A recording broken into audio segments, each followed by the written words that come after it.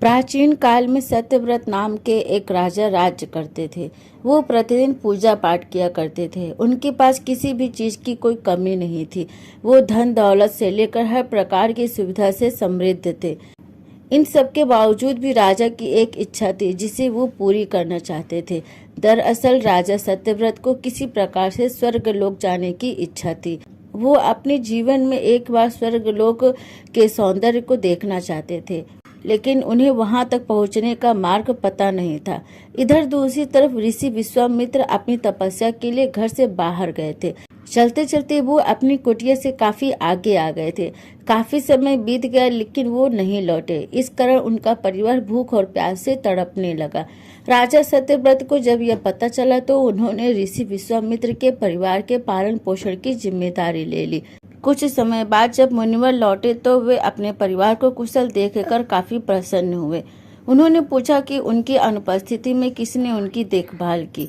इस पर ऋषि के परिवार वालों ने बताया कि राजा ने उनका पालन पोषण किया। ये सुनकर ऋषि विश्वामित्र तुरंत राजमहल पहुंचे और राजा से मिले।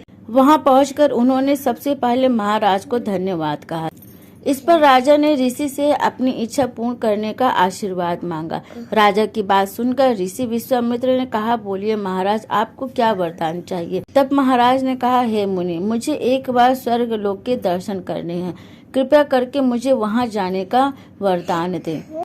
राजा की प्रार्थना सुनकर ऋषि विश्वामित्र ने एक ऐसा रास्ता बनाया जो स्वर्गलोक की ओर जाता था। ये देखकर राजा सत्यव्रत बहुत खुश हुए। वो तुरंत ही उस रास्ते पर चल पड़े और स्वर्गलोक पहुंच गए। वहां पहुंचते ही इंद्रदेव ने उन्हें नीचे धक्का दे दिया, जिसके कारण वो सीधे धरती पर गिर गए। राजा सत्यव्रत ने सारी बातें ऋषि विश्वामित्र को बताई। राजा की बात सुनकर ऋषि विश्वामित्र गुस्से में आ गए। उन्होंने तुरंत सभी देवताओं से इस बारे में बात की और इस समस्या का हल निकाला, जिसके बाद राजा के लिए एक नया स्वर्गलोक बनाया गया। नए स्वर्गलोक को पृथ्वी और देवताओं के स्वर्गलोक के बीचों बीच स्थापित किया गया ताकि किसी को कोई परेशानी ना हो। नए स्वर्गलोक से राजा सत्यव्रत तो बहुत खुश हुए, लेकिन विश्वामित्र को एक चिंता सता रही थी। उन्हें डर था कि नए स्वर्गलोक कहीं जोरदार हवा के कारण गिर न पड़े। अगर ऐसा हुआ तो राजा सत्यव्रत दोबारा धरती पर गिर जाएंगे।